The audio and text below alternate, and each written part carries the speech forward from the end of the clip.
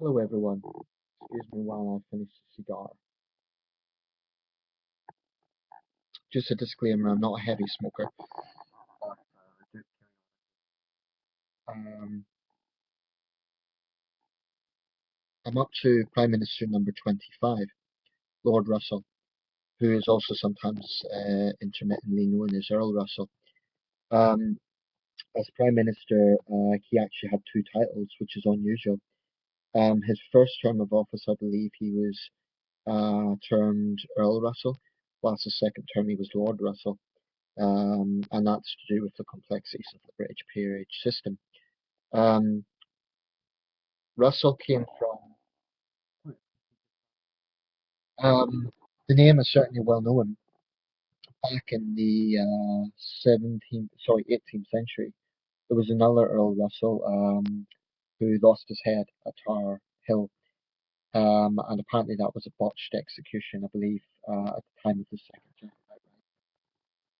But another one of his famous family members was Bertrand Russell, who was, of course, a famous pacifist in the 20th century. So the Russell family is quite a prominent family. Um, in fact, it's been described as one of the principal dynasties in England since the 17th century. So about John Russell, he was born in 1792 um, in Mayfair, which is now part of London.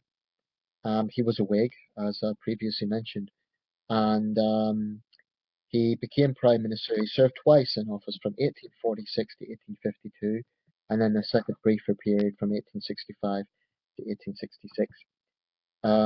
A speech by John Russell, attributed to him. This is on the 10 Downing Street website.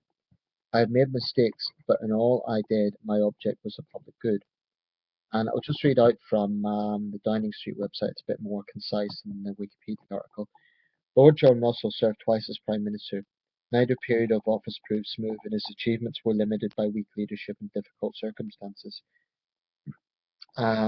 He was the third son of the Duke of Bedford. And again, like I say, the peerages in the British peerage system is somewhat complex, so you'll sometimes see prominent individuals with several different titles. Um, Lord Russell came to parliamentary attention for helping to write the 1830 Great Reform Act, which increased the number of people eligible to vote.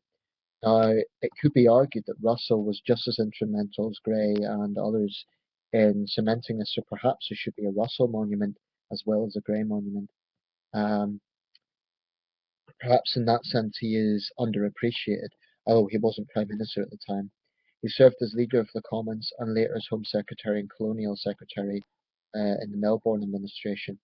Then went to lead the opposition to Peel's government but supported Robert Peel in repealing the Corn Laws.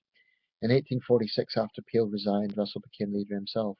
Due to party disunity and his own ineffectual leadership, he was unable to get past many of the measures he wanted. His government also had to face problems including free trade, high unemployment, and the Irish potato famine. It doesn't go into the famine in great detail there, but I will say a bit more about that because it's a pivotal event during his time in office. In Irish Gaelic, it's known as An Gorta Mór, and it's still to this day a very harrowing memory for the Irish people. There was actually another major famine in the 1740s, which is less documented. But the Great Famine of 1846 to about 1851 was devastating.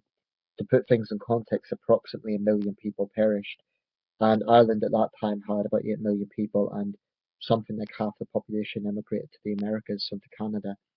So this was absolutely devastating on the demographics of Ireland. Other comparable examples in world history would be the Holodomor in Ukraine and the Great Leap Forward in China. In terms of demographic proportion, uh, it was absolutely catastrophic. Um, Culpability for the famine is still a matter of debate. There are some Irish nationals who say it was an act of genocide by the British Empire. I'm not so taken by that idea, in part because there were some efforts by the British authorities to ease the famine conditions. I do believe that the British authorities could have done a lot more, but to make a claim of genocide, and I appreciate I'm getting into political territory now, which is something I said I wouldn't do, but because it was such a big event, I feel compelled to say something. I mean, Queen Victoria personally wanted regular updates on the famine relief, and I think personally Russell probably tried his best, but it was bad administration and probably a lot more could have been done.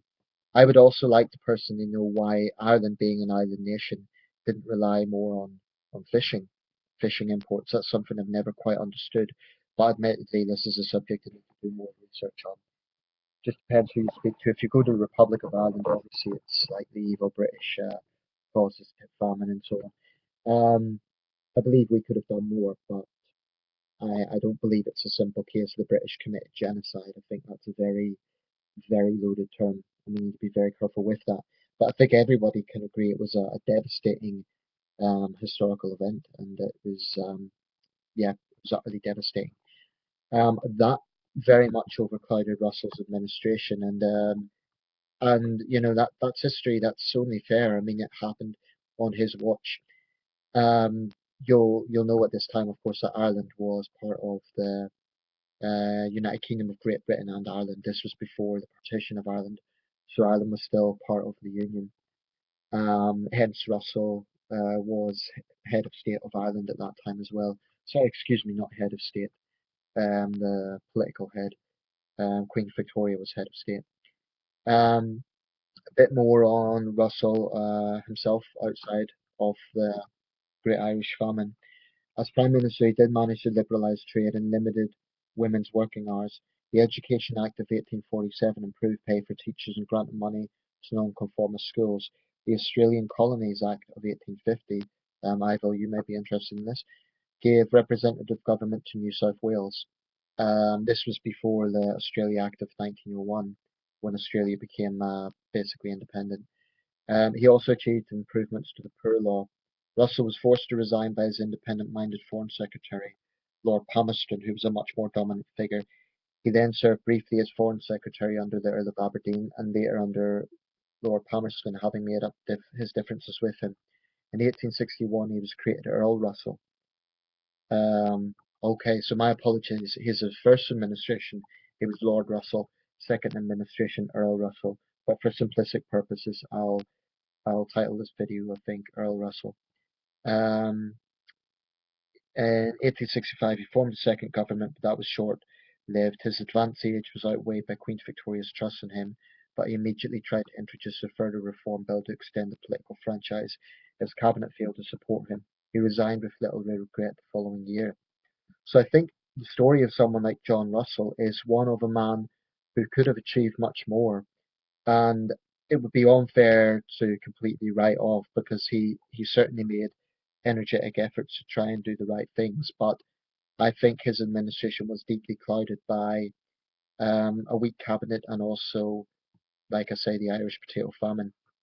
Um, Another point that's worth mentioning, Russell was arguably the first prime minister to be photographed whilst in number 10. This is a matter of debate, and it's something that my subscriber Ivo has brought up. Um, Certainly, looking at Wikipedia, he's the first profile picture to show that it appears to be a early daguerreotype. Doesn't say what the year that is. It is known that the Duke of Wellington was photographed in old age, but that was long after he was prime minister. So maybe Russell was the first prime minister to be photographed whilst prime minister.